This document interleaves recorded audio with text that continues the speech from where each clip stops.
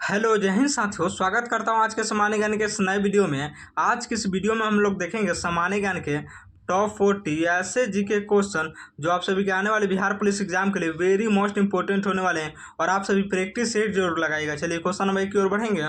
Question number 1 में पूछे जा रहा है, मौर्य काल में आबे मात्रक भूमि किस प्रकार की भूमि को कहा जाता था।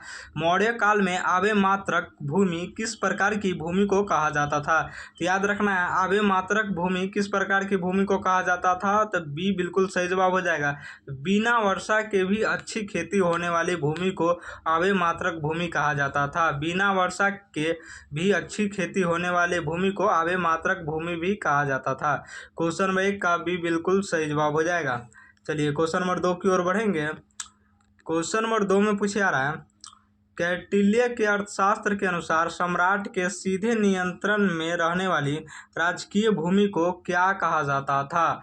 कौटिल्य के अर्थशास्त्र के अनुसार सम्राट के सीधे नियंत्रण में रहने वाली राजकीय भूमि को क्या कहा जाता था। तो याद रखना है, राजकीय भूमि को क्या कहा जाता था, सीता कहा जाता था। क्वेश्चन नंबर 2 का ये बिल्कुल सही जवाब हो जाएगा, सीता। चलिए क्वेश्चन नंबर 3 की ओर बढ़ेंगे।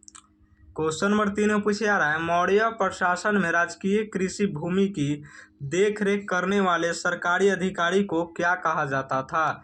मौर्य प्रशासन में राजकीय कृषि भूमि की देखरेख करने वाले सरकारी अधिकारी को क्या कहा जाता था। याद रखना है, कृषि भूमि को देखरेख करने वाले सरकारी अधिकारी को क्या कहा जाता था, सीता अध्यक्ष कहा जाता था। क्वेश्चन नंबर 3 का बिल्कुल सही जवाब हो जाएगा, सीता अध्यक्ष। चलिए क्वेश्चन नंबर 4 की ओर बढ़ेंगे। क्वेश्चन नंबर 4 में पूछा जा रहा है, मौर्य काल में स्वतंत्र रूप से खेती करने वाले किसानों से लिया जाने वाला सामान्य भूमि कर क्या कहलाता था। मौर्य काल में स्वतंत्र रूप से खेती करने वाले किसानों से लिया जाने वाला सामान्य भूमि कर क्या कहलाता था। तो याद रखना, सामान्य भूमि कर क्या कहलाता था, भाग कहलाता था। क्वेश्चन नंबर 4 का बिल्कुल सही जवाब हो जाएगा, भाग। चलिए क्वेश्चन नंबर 5 की ओर बढ़ेंगे। क्वेश्चन नंबर 5 में पूछा जा रहा है, कौटिल्य के अनुसार मौर्य काल में पारंपरिक रूप से भूमि कर भाग की दर सामान्यतः कितनी निर्धारित थी। कौटिल्य के अनुसार मौर्य काल में पारंपरिक रूप से भूमि कर भाग की दर सामान्यतः कितनी निर्धारित थी। तो याद रखना है, कितनी निर्धारित थी, तो उपज का 1/6 भाग निर्धारित थी। क्वेश्चन नंबर 5 का बिल्कुल सही जवाब हो जाएगा, 1/6 भाग निर्धारित थी। चलिए क्वेश्चन नंबर 6 की ओर बढ़ेंगे।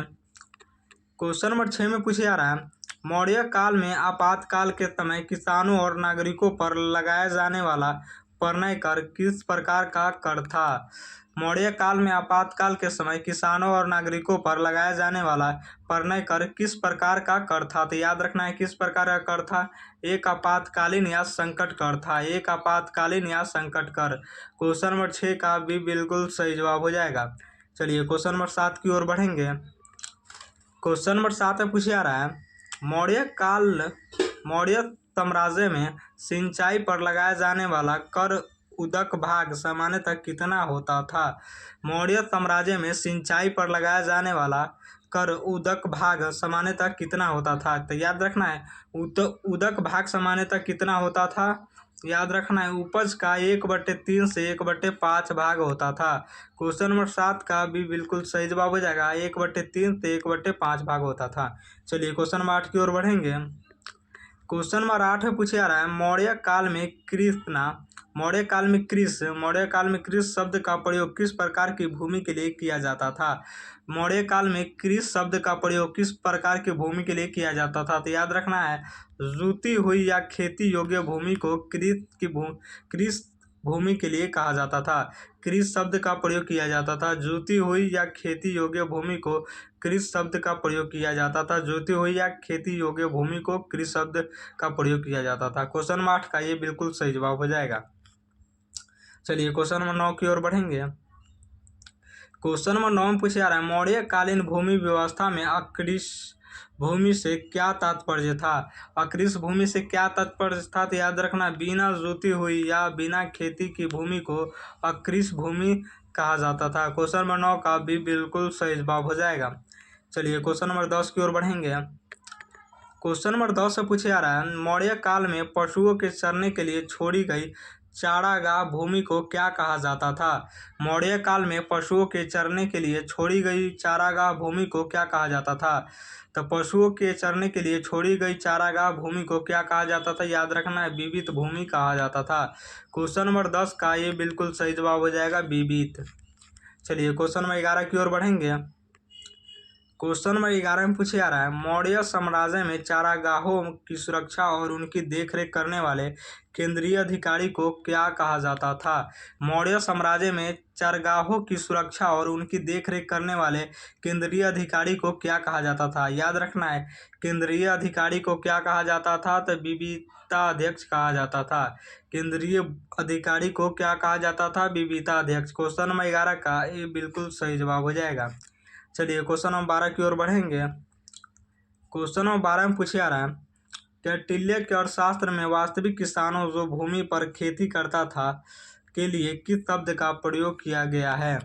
कौटिल्य के अर्थशास्त्र में वास्तविक किसान जो भूमि पर खेती करता था के लिए किस शब्द का प्रयोग किया गया है? तो याद रखना है, किस शब्द का प्रयोग किया गया है? उपवास शब्द का प्रयोग किया गया है। क्वेश्चन नंबर 12 का भी बिल्कुल सही जवाब हो जाएगा, उपवास। चलिए क्वेश्चन नंबर 13 की ओर बढ़ेंगे।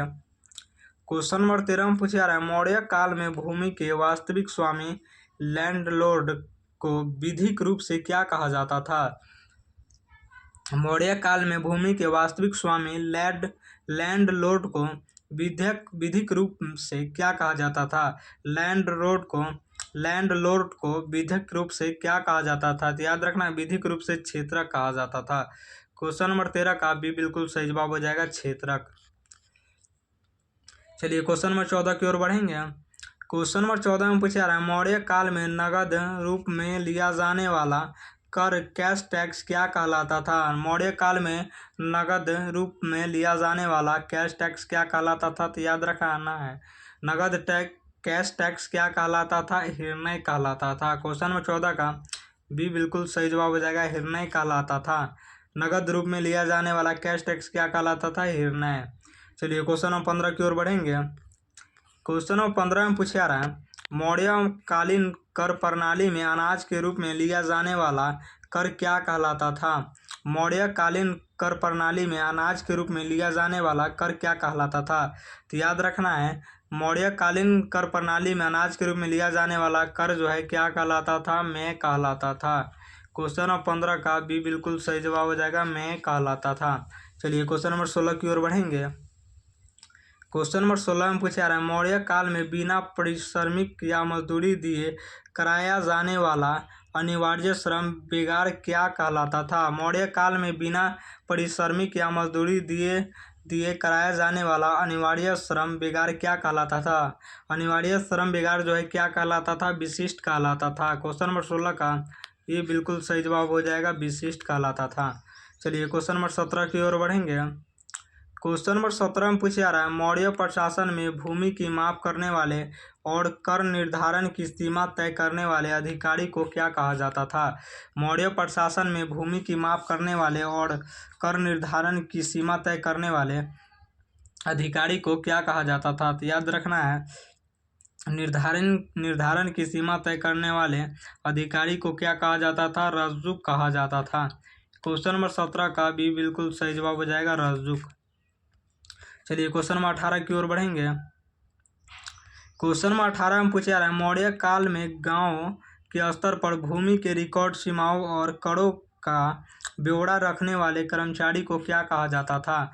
मौर्य काल में गांव के स्तर पर भूमि के रिकॉर्ड, सीमाओं और करों का ब्यौरा रखने वाले कर्मचारी को क्या कहा जाता था? तो याद रखना है, क्या कहा जाता था?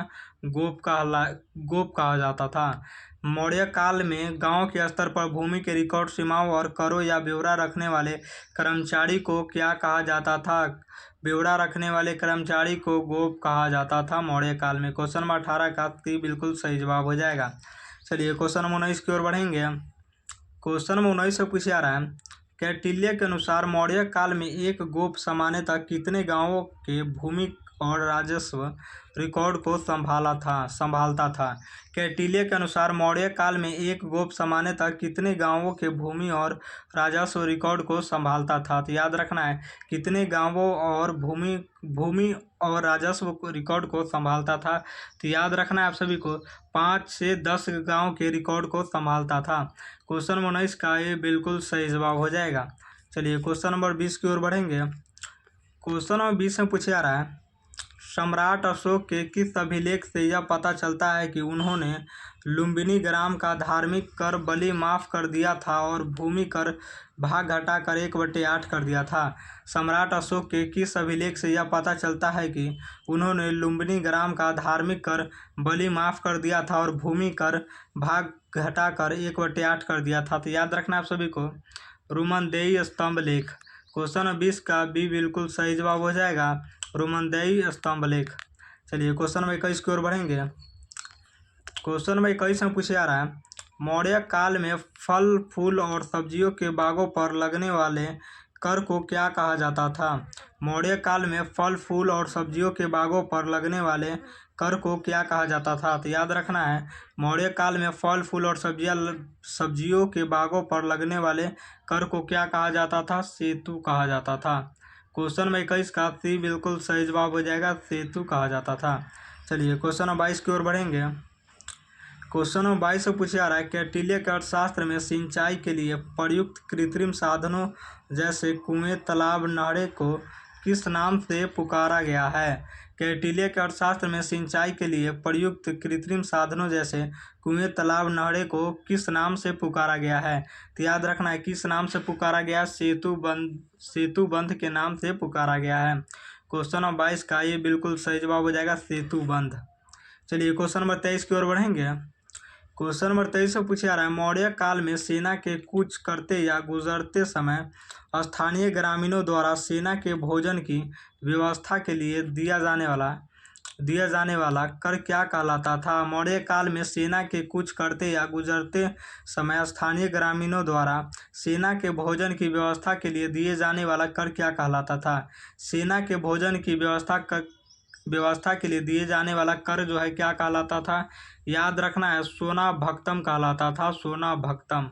क्वेश्चन नंबर 23 का ये बिल्कुल सही जवाब हो जाएगा, सोना भक्तम कहलाता था। चलिए क्वेश्चन नंबर 24 की ओर बढ़ेंगे। क्वेश्चन नंबर 24 से पूछा जा रहा है, मौर्य काल में पूरे गांव पर एक मुश्त लगाया जाने वाला सामूहिक कर अनाज या धन के रूप में क्या कहलाता था। मौर्य काल में पूरे गांव पर एक मुश्त लगाया जाने वाला सामूहिक कर अनाज या धन के रूप में क्या कहलाता था। अनाज या धन के रूप में क्या कहलाता था, याद रखना है पिंडकर कहलाता था। क्वेश्चन नंबर 24 का ये बिल्कुल सही जवाब हो जाएगा, पिंडकर। चलिए क्वेश्चन नंबर 25 की ओर बढ़ेंगे। क्वेश्चन नंबर 25 में पूछा जा रहा है, कौटिल्य के अनुसार जो किसान राजकीय भूमि पर खेती करते थे और आधा हिस्सा राजा को देते थे उन्हें क्या कहा जाता था। कौटिल्य के अनुसार जो किसान राजकीय भूमि पर खेती करते थे और आधा हिस्सा राजा को देते थे उन्हें क्या कहा जाता था। याद रखना उन्हें क्या कहा जाता था, आदर्श स्थिति कहा जाता था। क्वेश्चन नंबर 25 का ये बिल्कुल सही जवाब हो जाएगा, आदर्श स्थिति कहा जाता था। चलिए क्वेश्चन नंबर 26 की ओर बढ़ेंगे। क्वेश्चन नंबर 26 में पूछा जा रहा है, मौर्य काल में भूमि विवादों को सुलझाने और दीवानी मामलों का निपटारा करने वाले न्यायालय को क्या कहा जाता था। मौर्य काल में भूमि विवादों को सुलझाने और दीवानी मामलों का निपटारा करने वाले न्यायालों को क्या कहा जाता था। तो याद रखना है दीवानी मामलों को निपटारा करने वाले न्यायालयों को क्या कहा जाता था, याद रखना धर्मस्थलीय कहा जाता था। क्वेश्चन नंबर 26 का भी बिल्कुल सही जवाब हो जाएगा, धर्मस्थलीय कहा जाता था। चलिए क्वेश्चन नंबर 27 की ओर बढ़ेंगे। क्वेश्चन नंबर 27 से पूछा जा रहा है, मौर्य काल में स्थल शब्द का प्रयोग किस प्रकार की भूमि के लिए किया जाता था। मौर्य काल में स्थल शब्द का प्रयोग किस प्रकार की भूमि के लिए किया जाता था। तो याद रखना है किस प्रकार की भूमि के लिए किया जाता था, ऊंची और सूखी भूमि जहां सिंचाई कठिन हो उस प्रकार की भूमि को स्थल शब्द का प्रयोग किया जाता था। क्वेश्चन नंबर 27 का सी बिल्कुल सही जवाब हो जाएगा। चलिए क्वेश्चन नंबर 28 की ओर बढ़ेंगे। क्वेश्चन नंबर 28 से पूछा जा रहा है, कौटिल्य के अर्थशास्त्र के अनुसार राजा द्वारा ब्राह्मणों ब्राह्मणों, भिक्षुओं और विद्वानों को दी जाने वाली कर मुक्त भूमि को क्या कहा जाता था? कौटिल्य के अर्थशास्त्र के अनुसार राजा द्वारा ब्राह्मणों, भिक्षुओं और विद्वानों को दी जाने वाली कर मुक्त भूमि को क्या कहा जाता था? याद रखना है, कर मुक्त भूमि को क्या कहा जाता था? ब्रह्मदेय कहा जाता था। क्वेश्चन नंबर 28 का ये बिल्कुल सही जवाब हो जाएगा, ब्रह्मदेय कहा जाता था। चलिए क्वेश्चन नंबर 29 की ओर बढ़ेंगे। क्वेश्चन नंबर 29 से पूछा रहा है, मौर्य काल में खानी मौर्य काल में खानी शब्द का संबंध किस प्रकार की राजकीय संपत्ति से था? मौर्य काल में खनी शब्द का संबंध किस प्रकार की राजकीय संपत्ति से था? खनी शब्द का संबंध जो है किस प्रकार की राजकीय भूमि से था? तो याद रखना है, खानों और खनिजों जैसे भूमि के लिए खानों और खनिजों से खनिज शब्द का संबंध राजकीय संपत्ति से था। क्वेश्चन 29 का बी बिल्कुल सही जवाब हो जाएगा। चलिए क्वेश्चन नंबर 30 की ओर बढ़ेंगे। क्वेश्चन नंबर 30 में पूछा जा रहा है, मौर्य प्रशासन में राजस्व विभाग के सर्वोच्च अधिकारी चीफ कलेक्टर ऑफ रेवेन्यू को क्या कहा जाता था? तो चीफ कलेक्टर ऑफ रेवेन्यू को क्या कहा जाता था? समाहर्ता कहा जाता था, समाहर्ता। क्वेश्चन नंबर 30 का भी बिल्कुल सही जवाब हो जाएगा, समाहर्ता कहा जाता था। चलिए क्वेश्चन नंबर 31 की ओर बढ़ेंगे। क्वेश्चन नंबर 31 से पूछा जा रहा है, मौर्य काल में राजकीय कोषागार और भंडारगृह के मुख्य संरक्षक चीफ ट्रेजर को किस नाम से जाना जाता था? मौर्य काल में राजकीय कोषागार और भंडारगृह के मुख्य संरक्षक चीफ ट्रेजर को किस नाम से जाना जाता था? तो चीफ ट्रेजर को किस नाम से जाना जाता था? याद रखना है, सनिधाता के नाम से जाना जाता था। क्वेश्चन नंबर 31 का बी बिल्कुल सही जवाब हो जाएगा, सनिधाता के नाम से जाना जाता था। चलिए क्वेश्चन नंबर 32 की ओर बढ़ेंगे। क्वेश्चन नंबर 32 से पूछा जा रहा है, मौर्य काल में राजा की निजी भूमि सीता पर काम करने वाले वेतनभोगी मजदूरों और दासों के समूह को मुख्य रूप से क्या कहा जाता था? क्वेश्चन नंबर 32 से पूछा रहा है, मौर्य काल में राजा की निजी भूमि सीता पर काम करने वाले वेतनभोगी मजदूरों और दासों के समूह को मुख्य रूप से क्या कहा जाता था? तो याद रखना है, मुख्य रूप से क्या कहा जाता था? कर्मकार और दास कहा जाता था। क्वेश्चन नंबर 32 का ये बिल्कुल सही जवाब हो जाएगा, कर्मकार और दास कहा जाता था। चलिए क्वेश्चन नंबर 33 की ओर बढ़ेंगे। क्वेश्चन नंबर 33 से पूछा जा रहा है, कौटिल्य के अर्थशास्त्र में सबसे अच्छी और उपजाऊ कृषि भूमि की श्रेणी में किसे रखा गया है? कौटिल्य के अर्थशास्त्र में सबसे अच्छी और उपजाऊ कृषि भूमि की श्रेणी में किसे रखा गया है? तो याद रखना है, किसे रखा गया है? नदी मार्ग से सींची जाने वाली भूमि को रखा गया है। क्वेश्चन नंबर 33 का ये बिल्कुल सही जवाब हो जाएगा, नदी मार्ग से सींची जाने वाली भूमि को रखा गया है। चलिए क्वेश्चन नंबर 34 की ओर बढ़ेंगे। क्वेश्चन नंबर 34 से पूछा जा रहा है, मौर्य काल में भूमि हस्तांतरण क्रय विक्रय के समय सीमाओं का निर्धारण किसकी उपस्थिति में किया जाता था? मौर्य काल में भूमि हस्तांतरण क्रय विक्रय के समय सीमाओं का निर्धारण किसकी उपस्थिति में किया जाता था? याद रखना है, किसकी उपस्थिति में किया जाता था? तो गांव के वृद्धों और पड़ोसियों की उपस्थिति में किया जाता था। क्वेश्चन नंबर 34 का बी बिल्कुल सही जवाब हो जाएगा। चलिए क्वेश्चन नंबर 35 की ओर बढ़ेंगे। क्वेश्चन नंबर 35 में पूछा जा रहा है, मौर्य काल में वनों पर राजकीय नियंत्रण होता था। हाथियों को पालने और युद्ध के लिए तैयार करने वाले वनों को क्या कहा जाता था? मौर्य काल में वनों पर राजकीय नियंत्रण होता था।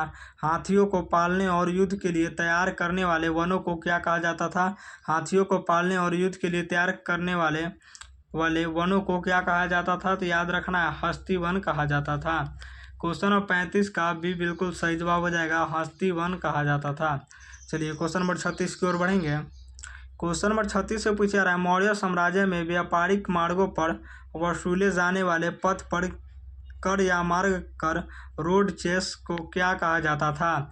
मौर्य साम्राज्य में व्यापारिक मार्गों पर वसूले जाने वाले पथ कर या मार्ग कर रोड चेस को क्या कहा जाता था? याद रखना है, रोड चेस को क्या कहा जाता था? वर्तनी कहा जाता था। क्वेश्चन नंबर 36 का ये बिल्कुल सही जवाब हो जाएगा, वर्तनी। चलिए क्वेश्चन नंबर 37 की ओर बढ़ेंगे।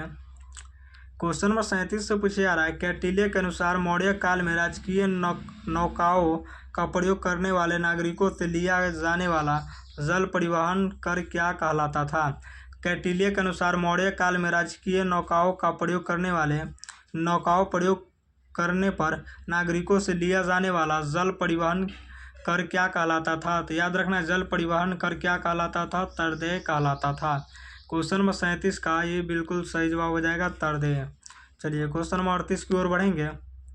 क्वेश्चन नंबर 38 से पूछे जा रहा है मौर्य काल में मौर्य काल में सीमा पार से आने वाले विदेशी माल पर लगने वाले आयात कर इंपोर्ट ड्यूटी को क्या कहा जाता था? मौर्य काल में सीमा पार से आने वाले विदेशी माल पर लगने वाले आयात कर इंपोर्ट ड्यूटी को क्या कहा जाता था? तो याद रखना इंपोर्ट ड्यूटी को क्या कहा जाता था? बढ़ान शुल्क कहा जाता था। बढ़ान शुल्क। क्वेश्चन नंबर 38 का ये बिल्कुल सही जवाब हो जाएगा, बढ़ान शुल्क कहा जाता था। चलिए क्वेश्चन 39 की ओर बढ़ेंगे। क्वेश्चन 39 से पूछा जा रहा है मौर्य कालीन कृषि व्यवस्था में वर्षा की मात्रा को मापने के लिए प्रयुक्त होने वाले यंत्र या कटोरे को क्या कहा जाता था? मौर्य कालीन कृषि व्यवस्था में वर्षा की मात्रा को मापने के लिए प्रयुक्त होने वाले यंत्र या कटोरे को क्या कहा जाता था? तो याद रखना यंत्र या कटोरे को क्या कहा जाता था? तो द्रोण कहा जाता था। क्वेश्चन 39 का ये बिल्कुल सही जवाब हो जाएगा द्रोण। चलिए क्वेश्चन नंबर 40 की ओर बढ़ेंगे। क्वेश्चन नंबर 40 से पूछा जा रहा है मौर्य काल में नई भूमि को कृषि योग्य बनाने के लिए राजा द्वारा लोगों को जो विशेष रियायतें या ऋण दिए जाते थे उन्हें अर्थशास्त्र में क्या कहा गया है? मौर्य काल में नई भूमि को कृषि योग्य बनाने के लिए राजा द्वारा लोगों को जो विशेष रियायतें या ऋण दिए जाते थे उन्हें अर्थशास्त्र में क्या कहा जाता था? तो याद रखना है उन्हें अर्थशास्त्र में अनुग्रह या तकावी कहा जाता था। क्वेश्चन नंबर 40 का ये बिल्कुल सही जवाब हो जाएगा, अनुग्रह या तकावी कहा जाता था। और 40 में से आप सभी का कितना सही हुआ कमेंट जरूर कीजिएगा।